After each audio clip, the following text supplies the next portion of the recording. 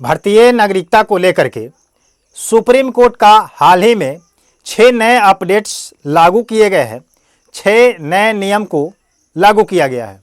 तो इन 6 नए नियमों के बारे में आपको जानना बहुत ही ज़रूरी है, क्योंकि आप लोगों को पता है कि भारत में एसआईआर की प्रक्रिया शुरू है और एसआईआर के दरमियान में भी नागरिकता साबित करने की प्रक्रिया शुरू हो चुकी है। तो बहुत सारे लोग इस नागरिकता को लेकर के घबराए हुए हैं कि आखिर हम कौन सा डॉक्यूमेंट प्रदान करें दे जिससे हमारा नागरिकता साबित हो जाए। तो इस चीज़ को लेकर के सभी लोगों के मन में बहुत सारे ऐसे सवाल हैं। तो उन तमाम सवालों के जवाब सुप्रीम कोर्ट ने अपने 6 नए अपडेट्स दे करके इन सभी चीज़ों को क्लियर कर दिया है। वो 6 नए अपडेट्स क्या हैं, थोड़ा सा पहले उस पर हम लोग ध्यान देते हैं। 1 नंबर पर लिखा है कि नागरिकता निर्धारण क्या चुनाव आयोग के हाथ में है या उसके हाथ में नहीं है। पहले बात यह सोचना है कि एसआईआर जो करा रही है ECI, election commission of India, तो क्या उसको पावर दिया गया है नागरिकता साबित करने के लिए, इसकी जांच करने के लिए। सेकंड नंबर में कह रहा है कि वोटर लिस्ट से अगर नाम कट जाता है तो क्या नागरिकता आपका रद्द हो जाता है या नहीं। क्योंकि यह भी सवाल सभी लोगों के मन में है कि अगर हम एसआईआर की प्रक्रिया में अगर शामिल नहीं होते हैं तो क्या अगर मेरा नाम अगर कट जाता है, एसआईआर की फॉर्म अगर हम नहीं भरते हैं, तो क्या मेरा नागरिकता साबित नहीं होगी, क्या नागरिकता हमारा रद्द हो जाएगा, क्या हम भारत के वासी नहीं होंगे। इस पर सवाल अटका हुआ है सभी लोगों का। अगला बात कर रहे हैं कि विदेशियों की पहचान में उचित प्रक्रिया क्या है, क्या उसकी प्रावधान है, क्या अधिनियम है, क्या इस पर लागू किया गया है।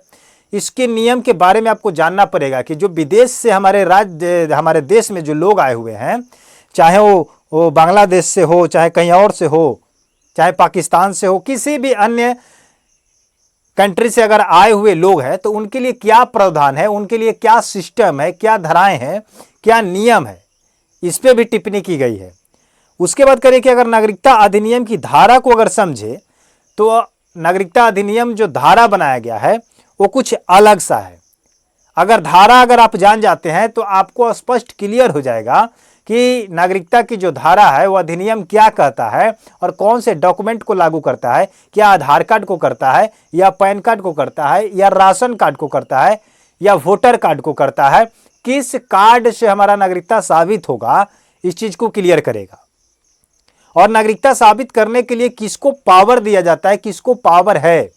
क्या ईसीआई को पावर दिया गया है जो आपको एसआईआर के दरमियान उसके साथ साथ नागरिकता साबित करने की मतलब जो प्रक्रिया है उसको क्लियर करे। उसके बाद 5वें नंबर पर कह रहा है कि अल्पभाषियों और निरक्षकों की राहत, यानी कि ग्रामीण और छोटे मोटे कमियों को करार दिया जाता है, जैसे आधार को लेकर के, किसी में त्रुटियां को लेकर के, तो क्या उसकी नागरिकता साबित नहीं होगी। ये भी होगा, बट कैसे होगा इस पे भी हम लोग सुनवाई करेंगे। उसके बाद कह रहे हैं कि मामलों की दोबारा सुनवाई होगी या नहीं होगी।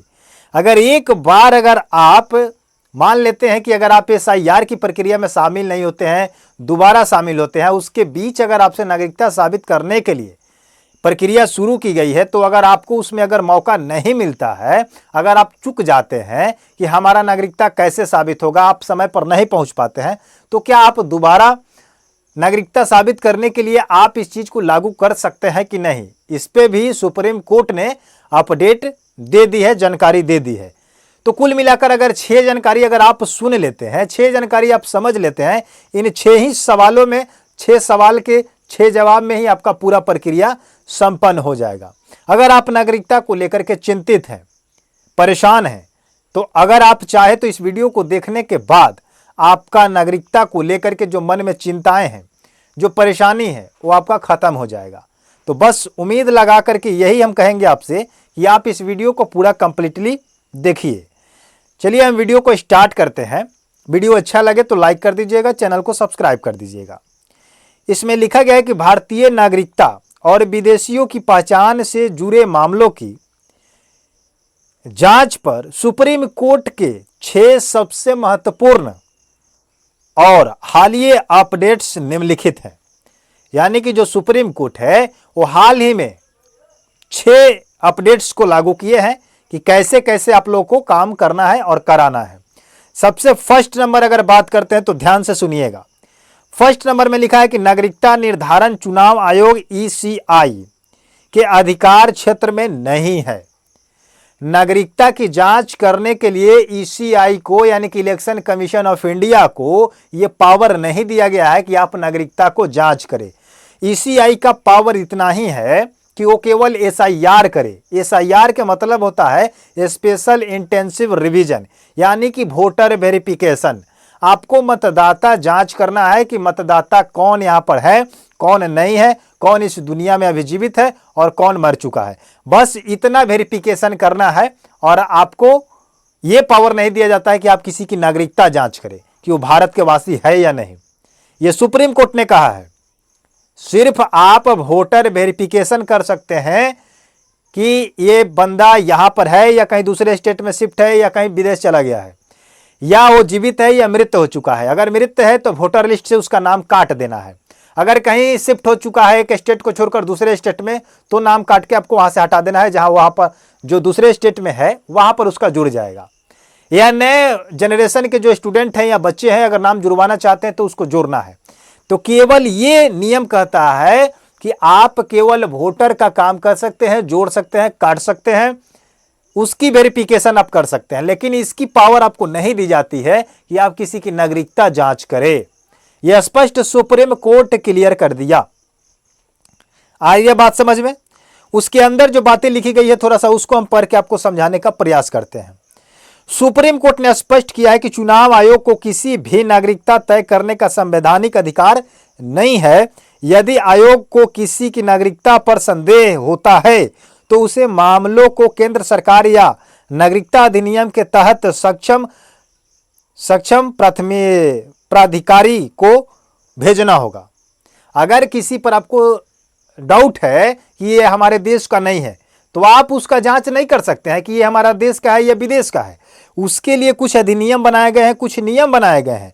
उसके लिए जो संवैधानिक नियम है उस पर नियम कानून लागू होगा और नागरिकता अधिनियम के तहत उसका जो प्राधिकारी है, उसका जो सिस्टम है, उसका जो अलग एक यूनियन टीम है, वो जाकर के नागरिकता जांच करेगा और वेरिफिकेशन करेगा। लेकिन ईसीआई को पावर नहीं दिया गया है।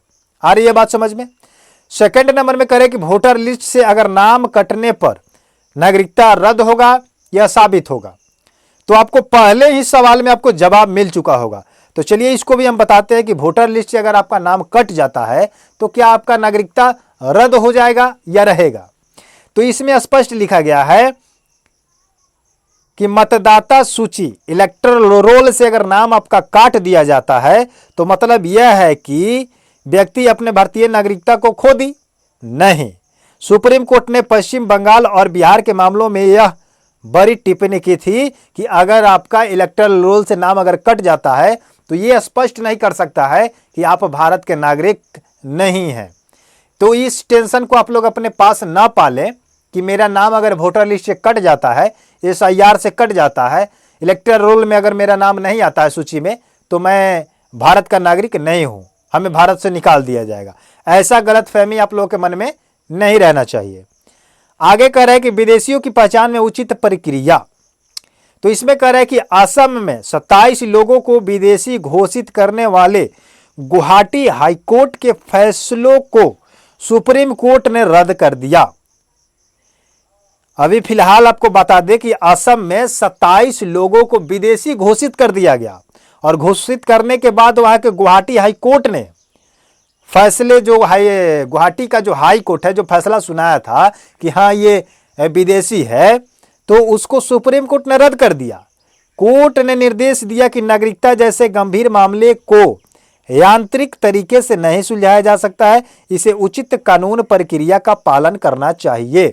उसकी कानून का पालन होना चाहिए, उसका जो नियम है, उसका जो प्रावधान है, उसकी जो धाराएं हैं, उसके हिसाब से काम करना चाहिए। ये नहीं है कि ईसीआई किसी को मन करे तो नाम काट दे और विदेशी घोषित कर दे। आ रही है बात समझ में? अब थोड़ा सा चौथे नंबर पर चलते हैं। चौथे नंबर पर कह रहा है कि क्या नागरिकता अधिनियम की धारा क्या कहता है। नागरिकता साबित करने के लिए जो अधिनियम बनाया गया है वो क्या है, ध्यान से सुनिएगा। सुप्रीम कोर्ट की संविधान पीठ ने 4:1 के बहुमत से नागरिकता अधिनियम की धारा 6A की संवैधानिक वैधता को बरकरार रखे। इसके तहत 1 जनवरी 1966 से 25 मार्च 1971 के बीच असम से आए या बांग्लादेशी प्रवासी को भारतीय नागरिकता देने के प्रावधान को सही ठहराया गया है। अगर कोई व्यक्ति, नागरिकता अधिनियम धारा 6A कहती है कि अगर कोई व्यक्ति 1 जनवरी 1966 से 25 मार्च 1971 के बीच में अगर बाहर से हमारे देश में आया हुआ है, हमारे राज्य में आया हुआ है, तो उसको भारतीय नागरिकता देने की प्रावधान है, उसको सही ठहराया गया है, वो भारत के नागरिक हो सकता है। 1 जनवरी 1966 से लेकर के 25 मार्च 1971 के अगर बीच में आया होगा तो। आ गई बात समझ में। उसके बाद कह रहे हैं कि अल्पभाषियों और निरक्षरों को राहत। कोर्ट ने माना है कि ग्रामीण या गरीब पृष्ठभूमि के लोग के पास दस्तावेज की कमी या नाम उम्र में मामूली सा स्पेलिंग की गलती हो सकती है, मात्र ऐसी छोटी मोटी कमियों के आधार पर किसी को विदेशी करार नहीं दिया जा सकता है।